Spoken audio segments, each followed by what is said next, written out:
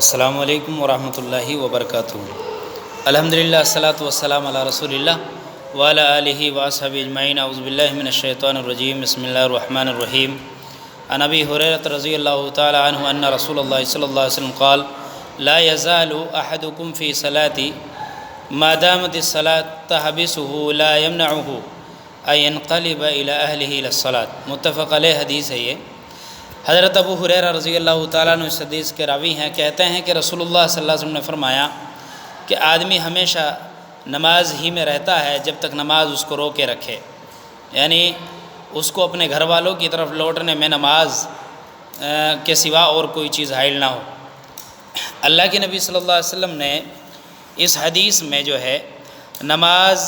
نمازیوں کے بارے میں بتایا کہ جو نماز کے لیے انتظار کرتے رہتے ہیں مسجد میں۔ آج کے دور میں اگر دیکھا جائے تو ایک تو لوگ جو ہے نمازوں میں بہت سستی کرتے ہیں، سستی برتتے ہیں۔ ایک تو لوگ جو ہے نمازوں میں مسجد میں ٹائم پہ پہنچتے نہیں ہیں، اور اگر وہ پہنچ جائیں اور امام 1-2 منٹ لیٹ ہو جائے تو جو ہے پھر امام کے اوپر چڑھ جاتے ہیں کہ دیکھو امام صاحب تو بہت لیٹ آئے، امام صاحب تو وقت کی پابندی نہیں کرتے۔ میں یہ نہیں کہہ رہا ہوں کہ امام کو وقت کی پابندی نہیں کرنی چاہیے، بالکل کرنی چاہیے، امام کو وقت کا پابند ہونا چاہیے، لیکن جس طرح امام کو وقت کا پابند ہونا چاہیے مقتدیوں کی نظر میں، اسی طرح مقتدیوں کو بھی نماز کا پابند ہونا چاہیے، اور وہ اپنے گھر سے مسجد کی طرف نکلیں،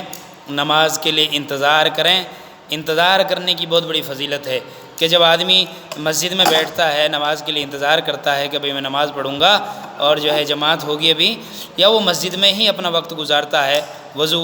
بنانے کے بعد بیٹھ جاتا ہے، سنتیں پڑھتا رہتا ہے، نوافل پڑھتا ہے اور جماعت کے ساتھ نماز ادا کرتا ہے، یا سلام پھیرنے کے بعد وہیں اپنی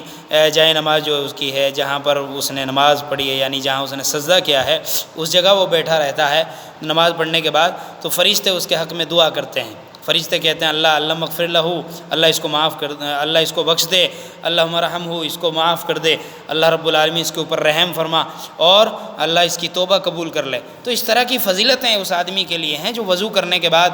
جو ہے نماز ادا کرتا ہے اور اپنی جگہ پہ بیٹھا رہتا ہے، نماز کا انتظار کرتا رہتا ہے، یا نماز پڑھنے کے بعد سلام پھیر کے بیٹھا رہتا ہے، اور جب تک اس کا وضو نہ ٹوٹے اور یا جب تک وہ اپنی جگہ نہ چھوڑے، فرشتے اس کے حق میں دعائے مغفرت کرتے رہتے ہیں، رحم کی دعا کرتے رہتے ہیں اور توبہ کی دعا کرتے رہتے ہیں۔ تو اس لیے ہمیں چاہیے کہ ہم جو ہے وقت کی پابندی کریں اور وقت پہ نماز پڑھیں، اور نماز پڑھنے کے بعد جو ہے سلام پھیرنے کے بعد بیٹھے رہیں اور اللہ سے مغفرت مانگتے رہیں، رحم کی بھیک مانگیں، اپنے رب کے سامنے عاجزی، مجبوری، انکساری کا معاملہ رکھیں۔ اللہ تعالیٰ ہمیں سمجھنے کی توفیق عطا فرمائے، آمین۔ السلام علیکم ورحمۃ اللہ۔